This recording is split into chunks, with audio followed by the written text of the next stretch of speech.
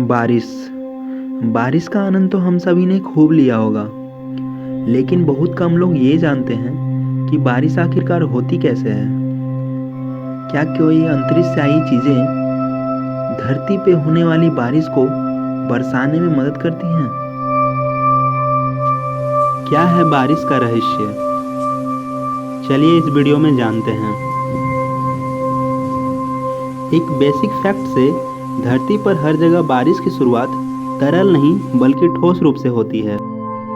अगर आप पर कहीं बारिश होती है तो समझ लीजिए कि वो बारिश की बूंदें आसमान में पानी के रूप में नहीं थी। बादलों में इनकी शुरुआत स्नो के रूप में हुई, जो बर्फ, हवा और पानी की छोटी बूंदों का मिश्रण होता है। धरती पर ज़्यादातर बारिश की शुरुआत स्नो से ही होती है। धरती के वातावरण के ऊपरी हिस्सों में तापमान शून्य से भी कम होता है। जैसा कि स्कूलों में हर बच्चों को सिखाया जाता है, पानी शून्य के तापमान में बर्फ बन जाता है। हालांकि आसमान में ऐसा नहीं होता। पानी बर्फ में बदलना चाहता है, लेकिन ऐसा नहीं होता। तापमान शून्य से कम होने पे भी उसे एक इम्प्योरिटी की ज़रूरत होती है, यानी मिट्टी के कण की ज़रूरत होती है, जिसके आसपास वो बर्फ़ के क्रिस्टल बना सके, और तभी ही वो पानी ठोस आकार ले पाता है। धरती के वातावरण में ऐसे कई छोटे कण होते हैं जो ये काम करते हैं। हमारे वातावरण में जो कण पाए जाते हैं वो अलग अलग जगहों से आते हैं, जैसे कि समंदर से, जंगल में लगी आग और उसके धुएं से, रेत के तूफान से भी। रेत के तूफान जमीन से रेत को उठाकर बादलों में ले जाते हैं, और कुछ बारिश बनाने वाले कण बाहर अंतरिक्ष से भी आते हैं। जी हाँ, हर रोज 2700 किलो छोटे माइक्रोमेटेरॉइड्स हमारी धरती के वातावरण से टकराते हैं। यकीन मानना मुश्किल है, मगर अनुमान है कि हमारी धरती हर साल लगभग 10,000 टन से भारी होती है, क्योंकि हमारी धरती छोटे माइक्रोमेटेरॉइड्स के बादलों से गुजरती है।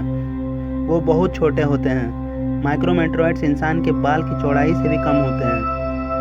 इसलिए जब वो धरती पर गिरते हैं तो उन्हें कम फ्रिक्शन का सामना करना होता है, और धरती पे आने पे वो जलते नहीं हैं, जैसा कि बड़े मेटेरॉइड्स के साथ होता है।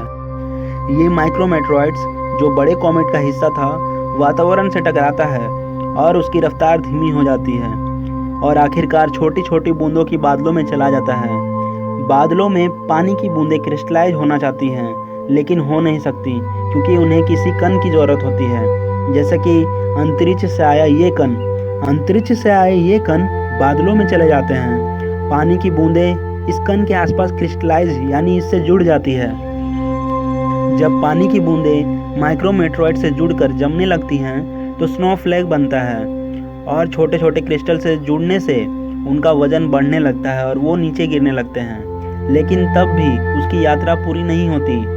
जब वो धरती के करीब आते हैं तो उनका तापमान बढ़ता जाता है, और जब वो गर्म हवा से गुजरता है, गर्म हवा के गुजरने से वो बर्फ़ के क्रिस्टल पिघलने लगती हैं और पानी की बूंदें ज़मीन पर गिरती हैं,